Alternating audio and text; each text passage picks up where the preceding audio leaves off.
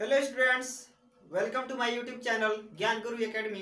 Dear students, आज हम बात करने वाले हैं क्लास 12 के फिजिक्स में अनुप्रयोग जो था आप लोग के गॉस प्रमेय का। गॉस प्रमेय के अनुप्रयोग में बच्चों आपने इसके जो उपयोग होते हैं, विशेषताएं होती हैं, उनको आपने पढ़ लिया है पिछले लेक्चर में।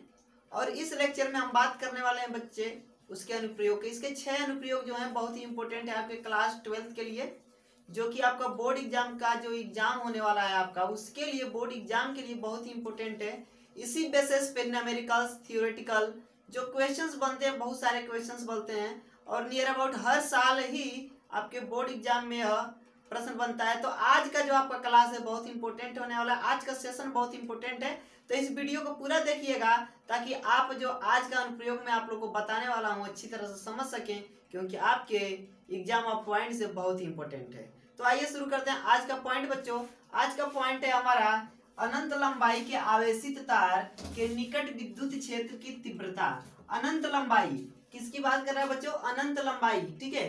किसी कोई तार होगा जो क्या है, अनंत लंबाई का है, लेकिन आवेशित तार है, वो आवेशित है, चार्जेबल है। क्या है बच्चों? चार्जेबल है, उस पे चार्ज है, ठीक है।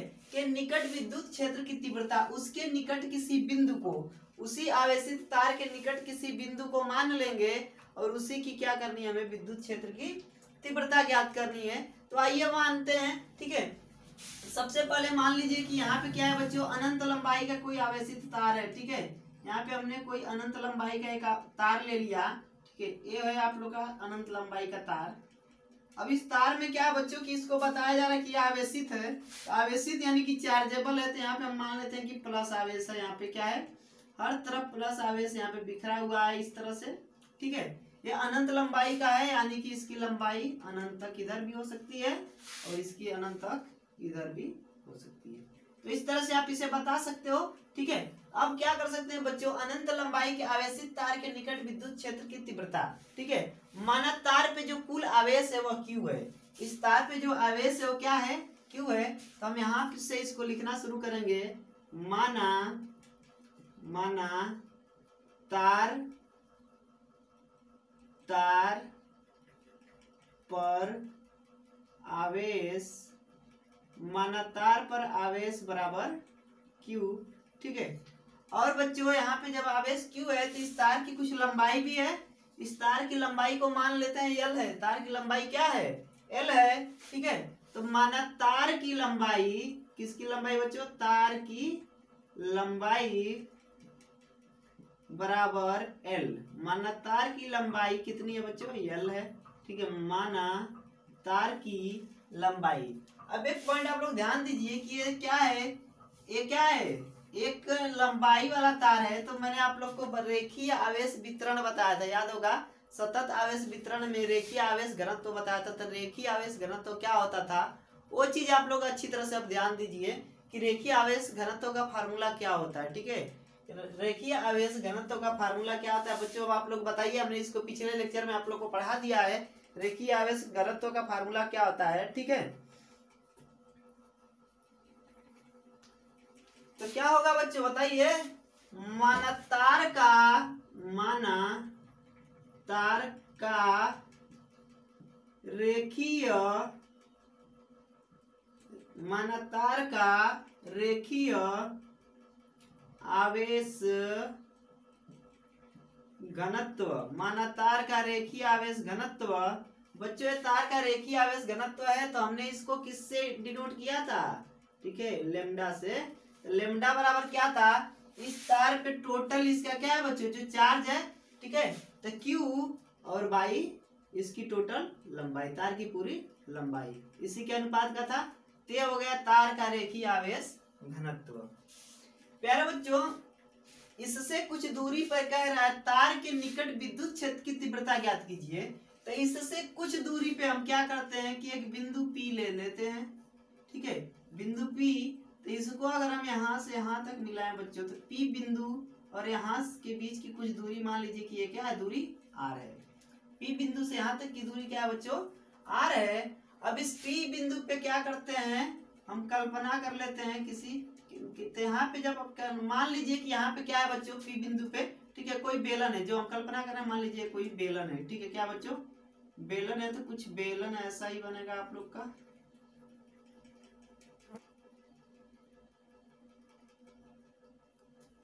ठीक है, ये आप लोग का बेलन बन गया बच्चों।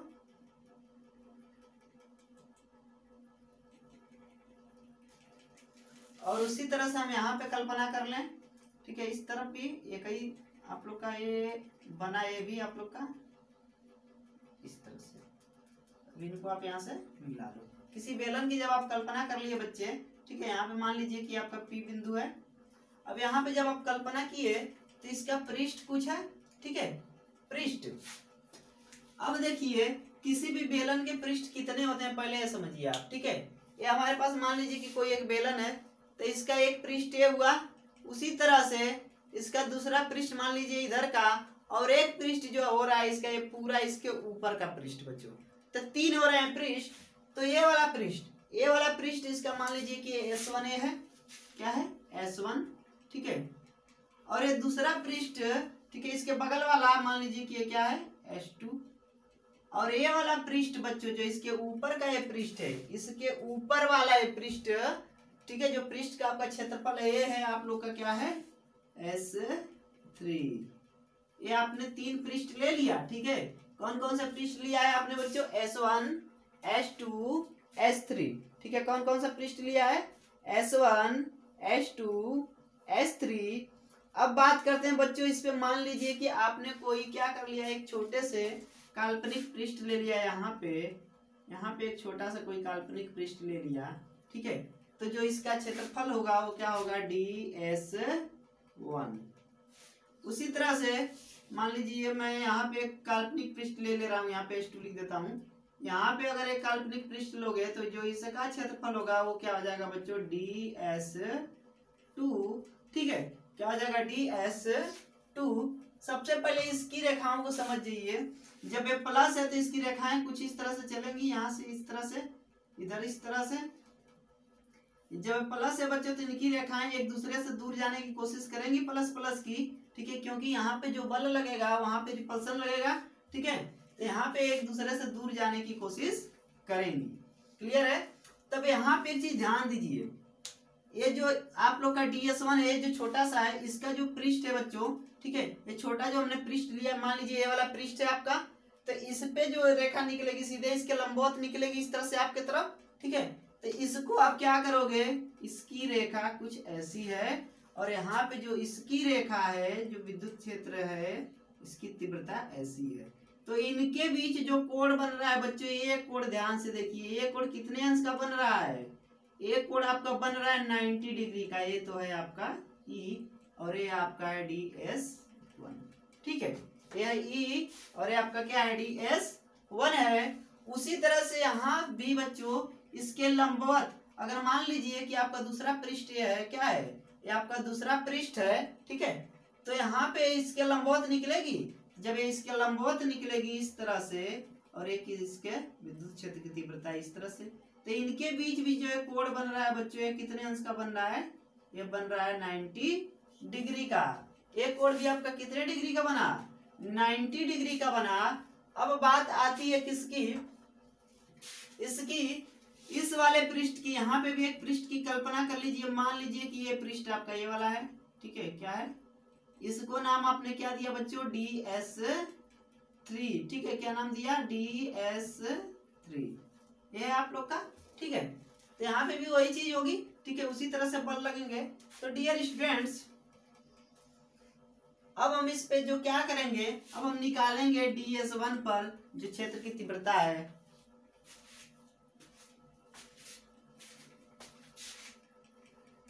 S1 पृष्ठ पर स्थित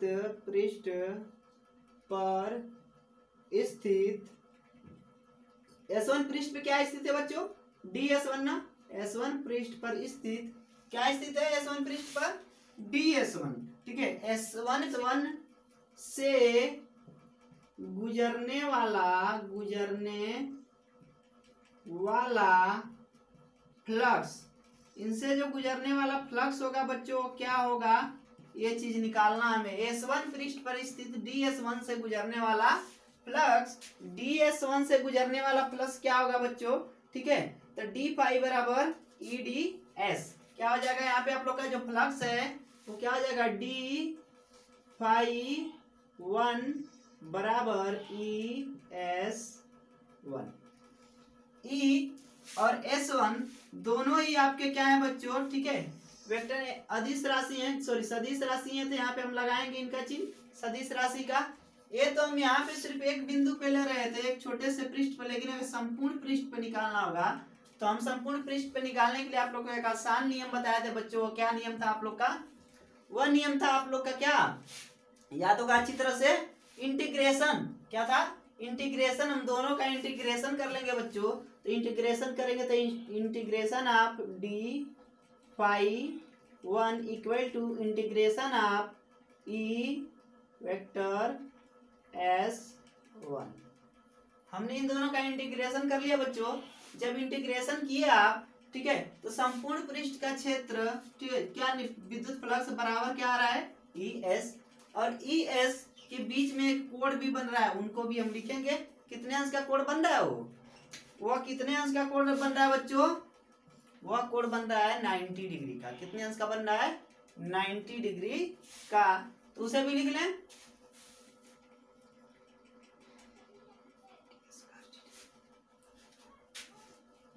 तो यहाँ पे हम लिखेंगे बच्चों संपूर्ण पृष्ठ का क्या है, विद्युत फ्लक्स ∅1 बराबर, उसके बाद क्या हो जाएगा, integration of EDS cos theta. ठीक है, यहाँ पे क्या है, EDS cos theta. Dear students, ये cos थीटा क्या है बच्चों, E और S1 के बीच का क्या है बच्चों, कोण है। DS यहाँ पे ध्यान से देखिए, EDS इनके बीच का कोण क्या है, 90 डिग्री।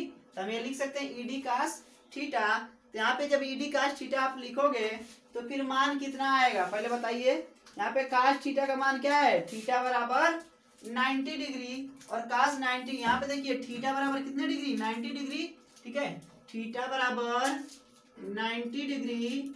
चूंकि cos 90 डिग्री का मान कितना होता है बच्चों, 0। क्या होता है, cos 90 डिग्री का मान होता है 0। तो यहाँ पे 90 डिग्री का मान जहाँ 0, यहाँ मान क्या कर दोगे, पुट कर दोगे, तो फिर आपको मान मिलेगा। ठीक है, क्या रखोगे, थीटा बराबर 0। तो यहाँ पे क्या मिलेगा आप लोग को बच्चों, जब यहाँ पे मान रख दोगे यहाँ पे 0, तो फिर यहाँ पे 0 का इसमें मल्टीप्लाई होगा तो टोटल हो जाएगा क्या आपका 0। तो ∅1 बराबर हो गया आपका 0। ∅1 का मान कितना आ गया, 0। उसी तरह से हम क्या करेंगे बच्चों, सेकेंड वाला निकालेंगे। यहाँ पे S1 पृष्ठ पे निकाले थे, अब निकालेंगे S2 पृष्ठ पर। ठीक है, S2 पृष्ठ पर स्थित क्या, DS2, ये DS2 है, से गुजरने वाला फ्लक्स। ठीक है, आइए उनको भी निकाल लेते हैं। S2 पृष्ठ पर स्थित, S2 पृष्ठ पर स्थित क्या स्थित है बच्चों, DS2 से गुजरने वाला फ्लक्स। ठीक है, यहाँ पे क्या है, S2 पृष्ठ पर स्थित DS2 से गुजरने वाला फ्लक्स। यहाँ पे गुजरने वाला फ्लक्स क्या होगा बच्चों, तो फिर उसी तरह से यहाँ पे भी हम निकाल लेंगे D∅, ठीक है, D∅2 बराबर, फिर उसी जैसे उसको निकाले थे, क्या निकाले थे, E और वेक्टर S2।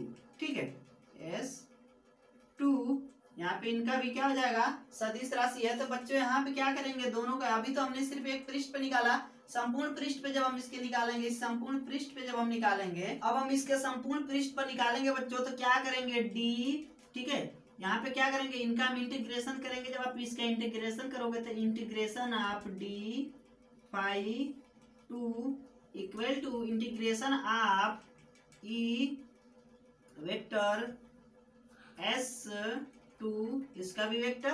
ठीक है, अब हम क्या करेंगे बच्चों, इनको जब हल करेंगे तो हमें क्या मिलेगा, ∅2 बराबर, अब यहाँ पे क्या है, EDS2 मिलेगा हमें। ठीक है, क्या मिलेगा, ED, यहाँ पे देखिए ES2 के बीच में क्या है, DS2 आपका है, इनका टोटल मान आएगा EDS 2, इनके बीच कोण कितने अंश का बन रहा है 90 डिग्री का, यानी कि cos थीटा का मान कितना है बच्चों cos 90 डिग्री। cos 90 डिग्री का मान कितना होता है, cos 90 डिग्री का आप मान अगर लिखोगे तो cos 90 डिग्री का मान होता है 0। कितना होता है 0। तो फिर आपको मिलेगा φ2 बराबर 0। क्या मिलेगा φ2 बराबर 0। अब इसी तरह से हम निकालेंगे इसका तीसरा किस पे बच्चों DS3 पे। ठीक है, इसका जो तीसरा पृष्ठ हमारा था उस पे निकालेंगे। अब आइए देखते हैं इसके तीसरे पृष्ठ पे DS3 पे बच्चों। DS3 पे जब आप निकालोगे, थोड़ा सा मैं इसको यहाँ पे बना लेता हूँ। ठीक है, तो DS3 पृष्ठ से निकलने वाला फ्लक्स, DS3 पृष्ठ से निकलने वाला फ्लक्स। ठीक है, यहां से निकलने वाला फ्लक्स अब हम निकालेंगे बच्चों। DS3 पृष्ठ से निकलने वाला फ्लक्स, तो निकलने वाला फ्लक्स जब हम लिखेंगे तो क्या आ जाएगा आप लोग का d∅3।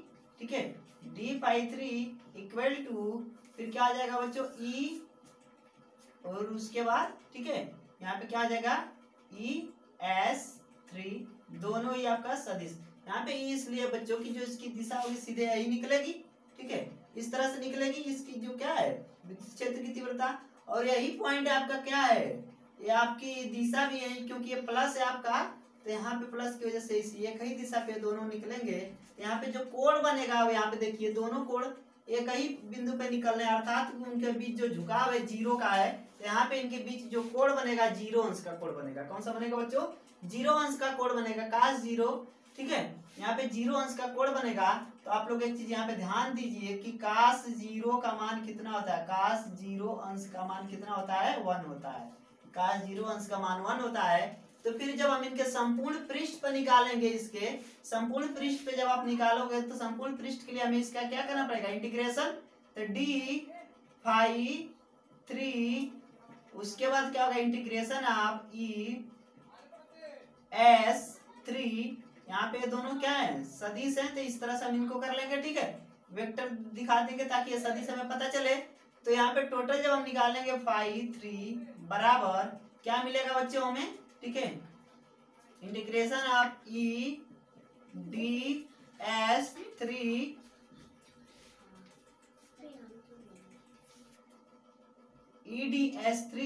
और DS3 D और S3 के बीच का जो कोण है बच्चों कितने अंश का बताया अभी 0 अंश का कोण बनेगा। तो यहाँ पे हम लिख सकते हैं cos 0 ठीक है अंश, cos 0 अंश का जो मान होगा वो कितना आएगा 1, और 1 का इनमें मल्टीप्लाई होगा तो हो जाएगा 1।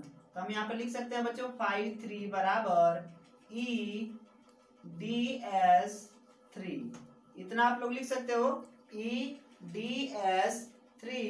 तो E का जब क्या हुआ यहाँ पे आपने किया तो ये E जो है आप लोग का इस तरह से तो DS3 आप लोग का क्या हुआ ये हुआ इंटीग्रेशन ऑफ DS3 फाइ बराबर इंटीग्रेशन ऑफ DS3, इतना हो गया। ठीक है, अब एक चीज समझ जाइए, इसको हल करने के लिए मैं आप लोग को थोड़ा सा बता दूं, बेसिक नॉलेज है आप लोग का।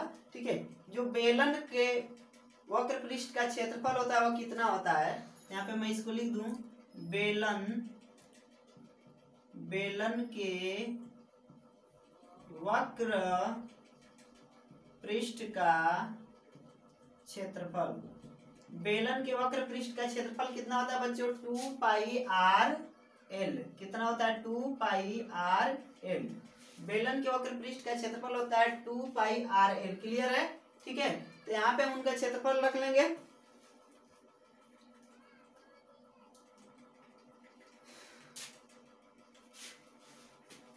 तो यहाँ पे क्या करेंगे बच्चों, इसको रख लेंगे DS3, यही इसका क्षेत्रफल है। ठीक है, बेलन के वक्र पृष्ठ का, तो यहाँ पे इसका मान हम रख सकते हैं, तो रख सकते हैं φ3 बराबर ये तो E आपका रहेगा ही रहेगा E मल्टीप्लाई बाई इसके वक्र पृष्ठ का क्षेत्रफल क्या है DS3 की जगह पे क्या रखेंगे 2πr_l, तो 2πr_l इतना लिख सकते हैं। फाइ बराबर E इंटू 2πr_l, इतना आप लोग का मान आ रहा है। अब इनको हम क्या करेंगे, जब इतना आ गया ये क्या है φ3 φ2 ठीक है। फाई 2 का मान का ये है फाई 2, उसके बाद फाई 1, तीनों का मान आ गया बच्चों। तो संपूर्ण पृष्ठ का क्षेत्रफल ज्ञात कर लेंगे। क्या करेंगे? संपूर्ण पृष्ठ का क्षेत्रफल ज्ञात कर लेंगे। इसको ज्ञात करने के लिए थोड़ा सा मैं इधर इरेज कर लेता हूँ, ठीक है। यहाँ पे मैं थोड़ा सा इरेज करके मैं आप लोग को बता देता हूँ।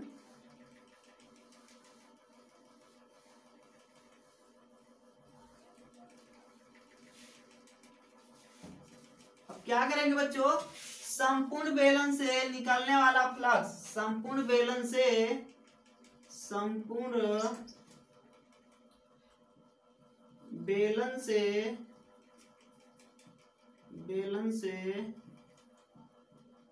निकलने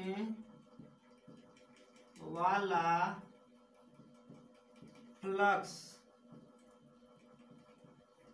संपूर्ण बेलन से निकलने वाला फ्लक्स। तो बच्चों संपूर्ण बेलन से कितने फ्लक्स निकलेंगे? सभी फ्लक्सों को जोड़ लेंगे जो अलग अलग हमने निकालना है। फाई 1 निकाला है, फाई 2 निकाला है और फाई 3। तो सबको क्या करेंगे? अलग अलग जोड़ लेंगे। तो फाई बराबर क्या आएगा? आप ये ध्यान से देखिए, ठीक है। तो फाई बराबर क्या आएगा? तीनों को अलग अलग जोड़ देंगे, फाई 1, फाई 2, फाई 3। तो संपूर्ण बेलन का से निकलने वाला जो आपका फ्लक्स होगा, फाई बराबर phi 1 plus phi 2 plus phi 3। अब एक चीज आप लोग को पता होगा कि फाई 1 और फाई 2 का मान 0 आया था, तो हम लिख सकते हैं फाई बराबर 0 प्लस 0 प्लस इसका फाई 3 का मान कितना आया था? 2 पाई आर एल। क्या आया था? 2 पाई आर एल। तो वहां पे आप लिख सकते हो ना, e multiply by 2 pi r l. Clear है बच्चों?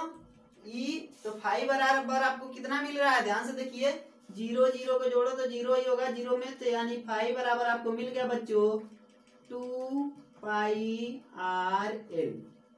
इतना हो गया। अब इसे बना लेते हैं समीकरण नंबर 1।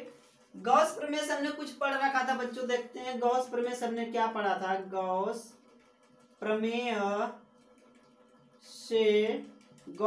से आपने क्या पढ़ा था? ध्यान से देखिए, आपने पढ़ा था फाई बराबर क्या पढ़ा था बच्चों? फाई बराबर क्या पढ़ा था? याद कीजिए, फाई बराबर आपने क्या पढ़ा था?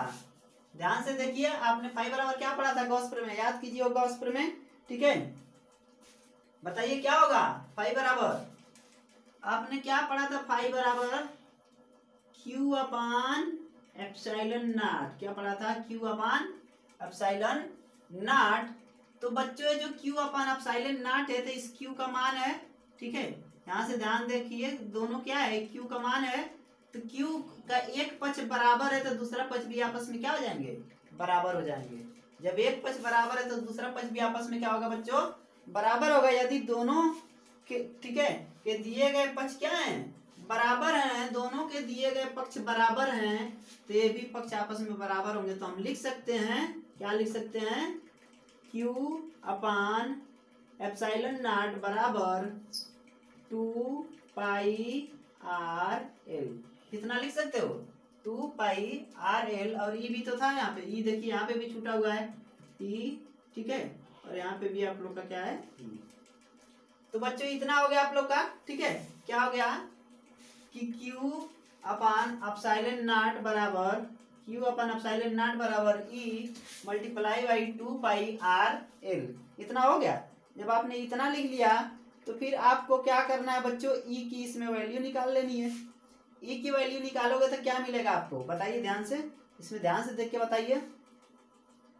2 pi r L epsilon not निकल जाएगा, ठीक है। क्या निकलेगा? ध्यान से देखिए, यहाँ से जब आप ई की वैल्यू निकालोगे, किसकी वैल्यू? ई की वैल्यू निकालोगे तो ई बराबर क्या हो जाएगा बच्चों? ठीक है, ई यहाँ से वैल्यू निकाल रहे हो, क्यू अपनी जगह पे ही है, क्यू अब बट्टा में 2 pi r L epsilon not इधर आ जाएगा, तो तुम्हारा तो क्या होगा? 2 pi r L epsilon not. इतना हो गया, ठीक है। अब आप लोग को एक चीज और पता है बच्चों, क्यू का मान आपने इसके पहले निकाला था। क्यू बराबर क्या होता है वो ध्यान दीजिए। क्यू बराबर आपने क्या निकाल के लाया था? ठीक है, लेमडा बराबर क्यू बटे में एल निकाले थे। आपने क्या निकाला था? लेमडा बराबर क्यू बाई एल। तो यहाँ से क्यू का जब आपको मान रखना होगा तो क्या लिख सकते हो? क्यू बराबर यहाँ पे क्या होगा? लेमडा एल लिख सकते हो, बिल्कुल लिख सकते हो।